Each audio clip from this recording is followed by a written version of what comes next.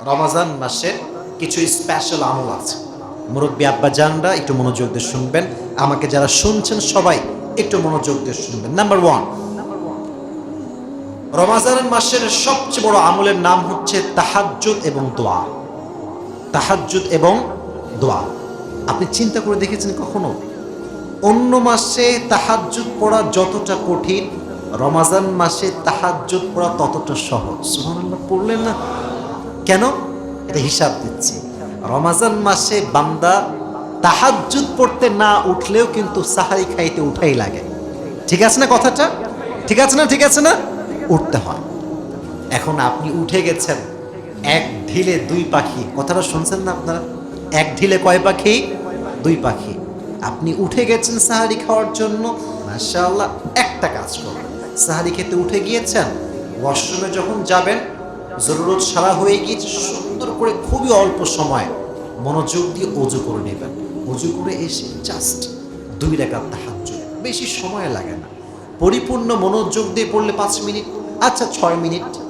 2 রাকাত থেকে কি এর চেয়ে বেশি সময় লাগে?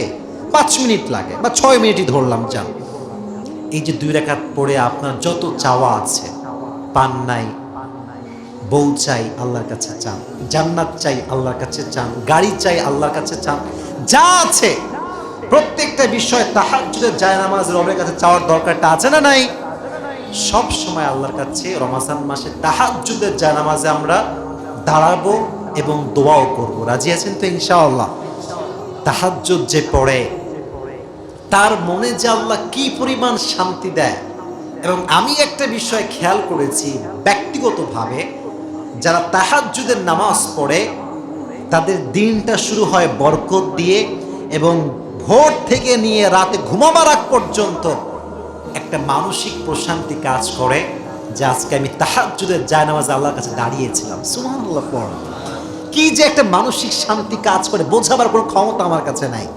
এজন্য আমার মুসলিম একরাম যারা এসেছেন, আমাকে যারা শুনবেন ইউটিউবে, ফেসবুকে, দয়া করে রমাজান মাসে তাহাজ্জুদ আমরা মিস করবো না। ঠিক আছে ইনশাআল্লাহ? বলেন ইনশাআল্লাহ।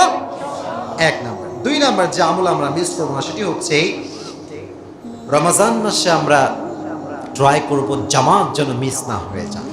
জামাত যেন মিস না হয়ে যায়। অনেকে দেখবেন সাহরির সময়, এই যে আগে বললাম, এত পরিমাণে খায়। অনেক লোক আছে, রাগ করবেন না মেহেরবানি করে, সাহারি খায়, ফজরের নামাজ পড়ে না। আছে আছে আছে। ওই খেয়ে খাইছে না, যেখানে খাটে খাইছে, খাটেই ঘুমায় যায়, খাটেই ঘুম। মানে ভাবে যে যেহেতু রোজা রাখতেই হবে, সাহারি না খেলে কি হয়, একটু খাই। তুই সাহারি খাইলি, নামাজ পড়লি না, ভাই তোর রোজার কি অর্থ? রোজা কবুল হতে পারে আল্লাহর কাছে, বাট যেই রোজায় নামাজ নাই, আপনারাই বলেন সেই রোজার যে যথেষ্ট মূল্য ছিল, এটা কি থাকবে? বলেন না কেন থাকবে? অতএব রমজান মাসে আমরা ট্রাই করব জামাত যেন মিস না হয়ে যায়। এবং সব সময় একটু শেখায় দিচ্ছি আমাদের সবাইকে আমি, যখনই সাহারি খাওয়া শেষ, সাহারি খেয়ে দয়া করে বিছানায় শুবেন না। অনেকে দেখা যায় ভাবে যে 5 মিনিট, জাস্ট 5 মিনিট শুয়ে আবার উঠে যাবো। এটা হয় না। শয়তান কঠিন চালাক। ওই যে আপনাকে আগে গুতায় রাখছে, ওই গুতার ঠেলা এখনো যায় নাই ভাই। আপনারা জানেন যে রমজান মাস শয়তানকে আবদ্ধ করা হয় শিকল দিয়ে।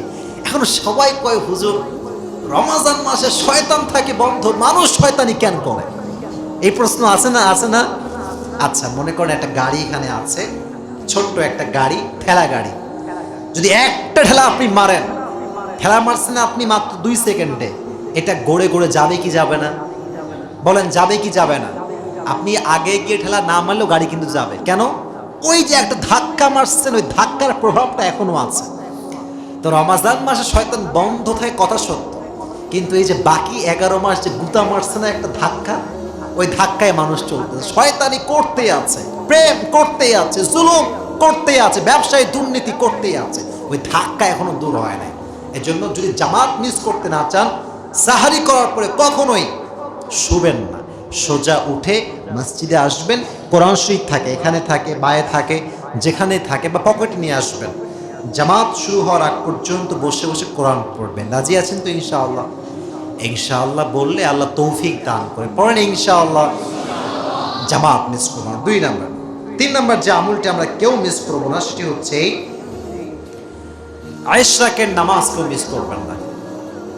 ইশরাকের নামাজ মিস করা যাবে না। ইশরাকের নামাজ তখন সূর্যাস্তের পরে, এই যে ভোর ভোর হয় তখন জাস্ট 2 রাকাত ইশরাকের নামাজ পড়বেন। রাজি আছেন তো ইনশাআল্লাহ? এই আমলটা অনেক দামি। যেহেতু আমরা অন্য সময় বেশিরভাগ সময় ঘুমে থাকি, রমাজান মাস যেহেতু আমাদের একটা আমলের মাস, ইবাদতের মাস, আমরা যখন ফজরের নামাজ পড়বো বাসায় যাব না, চুপচাপ বসে থাকবো, যেখানে ছিলাম সেখানে দেখবো যে সূর্যাস্ত কখন হচ্ছে, সূর্যাস্ত শেষ, 2 রাকাতের শাক পড়বেন ওই জায়গায় দাঁড়িয়ে। রাজি আছেন তো ইনশাআল্লাহ? আল্লাহ তৌফিক দিবে তো, বললেন ইনশাআল্লাহ। আচ্ছা, আর একটা আমল শেখাই দিচ্ছি, মাত্র 3 মিনিট সময় আমার কাছে আছে। সেটি হচ্ছে এই রমাজান মাসে একটা শিডিউল করবেন, কোরআন পড়ার শিডিউল, কখন কখন পড়বেন। অনেকে দেখবেন পুরো রমাজান মাসে একটা খতম তেলাওয়াত করা না। অনেক লোক এরকম আছে, বলে যে আমার বউ 30 খতম, আমার স্বামী 50 খতম, আর তুমি বলে আমি এমনি খতম, আমি এমনি খতম। নিজে পড়ে না, মায়ের নাম কয়, বোনের নাম কয়। ভাই, মায়ের ইবাদত দিয়ে ছেলে জানা যেতে পারবে না। নিজের ইবাদত দরকার আছে না নাই? নিজে ইবাদত করতে হবে। এজন্য রমাজান মাসে শিডিউল করবেন, ফজরের নামাজের পরে কোরআন পড়ব, জোহরের পরে পড়ব, এবং ঠিক আমার কাছে সবচেয়ে মুখ্যম যে সময়টা মনে হয়, এক তো ফজরের নামাজের পরে আছেই, আর একটা হচ্ছে আসর থেকে নিয়ে মাগরিব পর্যন্ত। দেখবেন এই সময়টা কিন্তু অনেক ক্লান্ত থাকে, মানুষ চাইলেও খেলতে পারে না, চাইলেও কিন্তু বাইরে যাইতে পারে না। কেন? টায়ার্ড। তো কি দরকার, যেখানে আম্মা জানে ইফতারি দিবে আগেই গিয়ে বসে থাকেন, একটা কোরআন শরীফ নেন, রেহেল নেন, বসে বসে যখন ইফতারি না হচ্ছে পড়েন, কোরআন তেলাওয়াত করেন। আর বান্দা যখন কোরআন তেলাওয়াত করে, মানে কতটা সুন্দর পয়েন্ট। একে রমাজান মাস, দ্বিতীয়ত আপনি তেলাওয়াত করছেন, তৃতীয়ত আপনি ইফতারির সময় করছেন, সামনে ইফতারি, কোরআনটা তেলাওয়াত শেষ। আমি তো কসম করে বলতে পারবো, আল্লাহর শপথ করে বলতে পারবো যে আপনি ওই মুহূর্তে দোয়া করলে আল্লাহ প্রত্যেকটা দোয়াকে কবুল করে নেবে। সুবহানাল্লাহ পড়েন। একটু মেহেরবানি করে রমাজান মাসে কোরআন তেলাওয়াত বেশি বেশি করবেন। আল কোরআন হুজ্জাতুন লাকা আও আলাইক। কোরআনটা আপনার পক্ষে যেতে পারে, আবার বিপক্ষে যেতে পারে। কোরআন যার পক্ষে সুপারিশ করবে, আল্লাহ তার জন্য কনফার্ম জান্নাতকে সিলেকশন করে দিবেন। সুবহানাল্লাহ। এজন্য রমাজান মাসে আমরা সবাই কোরআনটা বেশি বেশি তেলাওয়াত করব, এবং পাশাপাশি সর্বশেষ যে আমলটা শেখাতে চাই, হ্যাঁ, সবার কাছে টাকা পয়সা কম থাকে, সবার কাছে টাকা পয়সা বেশি থাকে না, তবে অন্য মাসে 10 টাকা দান করা আর রমাজান মাসে 10 টাকা দান করা, দুটোর মাঝে পার্থক্য আছে না? আছে না? আছে না? আচ্ছা, আপনারা হাদিসটা শোনেন নাই? রমাজান মাসে এক নম্বর হাদিস শোনেন। আচ্ছা, আয়াত দিয়ে বলি, মান জাআ বিল হাসানাতি ফালাহু আশরু আমসালিহা। বান্দা যখন আল্লাহর জন্য একটা ছোট্ট নেকি করে, আল্লাহ নিজেই বলছেন ওইটাকে আমি 10 গুণ বাড়াই দেই। আরো জোরে পড়েন সুবহানাল্লাহ। আর রাসূল বলছেন যখন বান্দা রমাজান মাসে কোনো ভালো কাজ করে, আল্লাহ ওইটাকে 70 গুণ সওয়াব বাড়ায় দেয়। 1 টাকা দান করলে কি পরিমাণ সওয়াব হবে একটু চিন্তা করেন। এই জন্য প্ল্যানিং করেন যে আমার টাকার থেকে আমি এই পরিমাণ টাকা দান করবো। আর যদি যাকাত থাকে, যাকাতটাও দেওয়ার ট্রাই করবেন ইনশাআল্লাহ। আল্লাহ রাব্বুল আলামিন আমি অধম যা যা বলেছি, যতটুকু বলেছি, ভুল ত্রুটিকে মাফ করে দিয়ে আমাদের সবাইকে সেই অনুযায়ী আমল করার তৌফিক দান করুন। সকলে পড়ুন আমিন।